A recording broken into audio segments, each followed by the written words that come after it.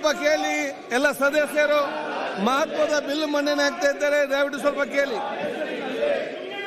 ಪ್ರಸ್ತಾವನೆಯನ್ನು ಸಭೆ ಮತಕ್ಕೆ ಹಾಕುತ್ತೇನೆ. ಪ್ರಸ್ತಾವನೆ ಹೀಗಿದೆ: 2024 ಸಾಲಿನ ಕರ್ನಾಟಕ ಸರಕು ಮತ್ತು ಸೇವೆಗಳ ತೆರಿಗೆ ತಿದ್ದುಪಡಿ ವಿಧೇಯಕವನ್ನು ಮಂಡಿಸಲು ಸಭೆಯು ಅನುಮತಿ ನೀಡಬೇಕು.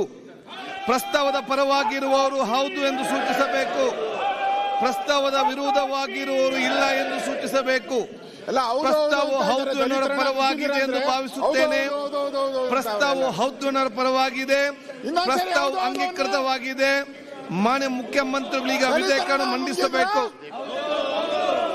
ದಲಿತರನ್ನ ನುಂಗಿದ್ರ, ದಲಿತರನ್ನ ವಿಧೇಯಕವನ್ನು ಮಂಡಿಸಲಾಗಿದೆ.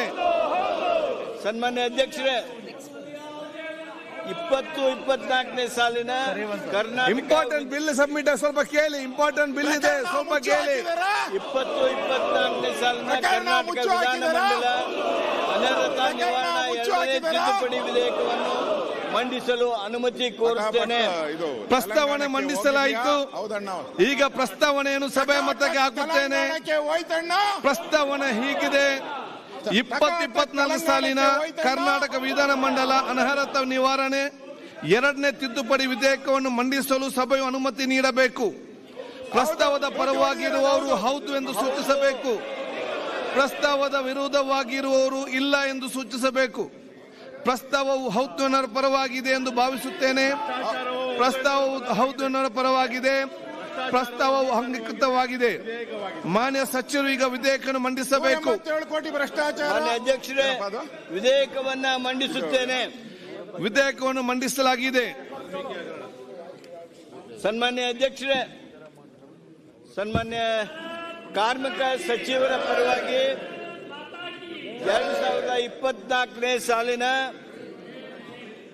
ಕರ್ನಾಟಕ ಸಿನಿ ಮತ್ತು ಸಾಂಸ್ಕೃತಿಕ ಕಾರ್ಯಕರ್ತರ ಕ್ಷೇಮಾಭಿವೃದ್ಧಿ ವಿಧೇಯಕವನ್ನು ಮಂಡಿಸಲು ಅನುಮತಿ ಕೋರುತ್ತೇನೆ.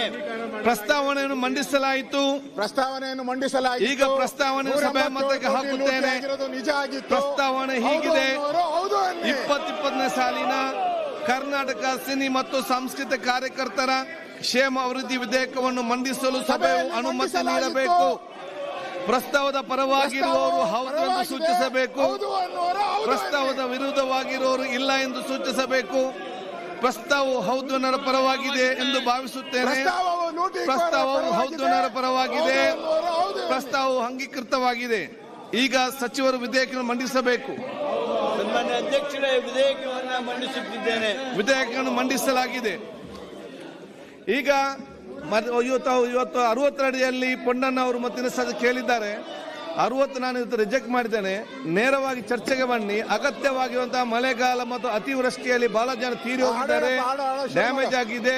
ನಮ್ಮ ಉಳ್ಳಾಲ ಪ್ರದೇಶ ಕಡಲ್ ಕೊರತೆ ಆಗಿದ್ದುಕೊಂಡು ಇವತ್ತು ಸಮಸ್ಯೆ, ಕೋಸ್ಟಲ್ ಬೆಲ್ಟ್ನಲ್ಲಿ ಸಮಸ್ಯೆ ಆಗ್ತಾ ಇದೆ. ರಸ್ತೆ ಇವತ್ತು ಬ್ಲಾಕ್ ಆಗ್ತಾ ಆದ ಕಾರಣ ಬಹುಶಃ ಇವತ್ತು ಒಬ್ಬೊಬ್ಬರು ಎಲ್ಲರೂ ಮಾತಾಡಬೇಡಿ, ಯಾರು ಒಬ್ಬೊಬ್ಬರೇ ಮಾತಾಡಿ. ಪೊನ್ನಣ್ಣ ಮಾತಾಡಿ, ಪೊನ್ನಣ್ಣ ಮಾತಾಡಿ. ರಾಜ್ಯದಲ್ಲಿ ಅತಿ ಹೆಚ್ಚು ಮಳೆ ಕೆಲವು ಭಾಗದಲ್ಲಿ ನಿಯಮ 69 ಅಡಿಯಲ್ಲಿ ಮಾತಾಡಿ. 60 ರಿಜೆಕ್ಟ್ ಆಗಿದೆ.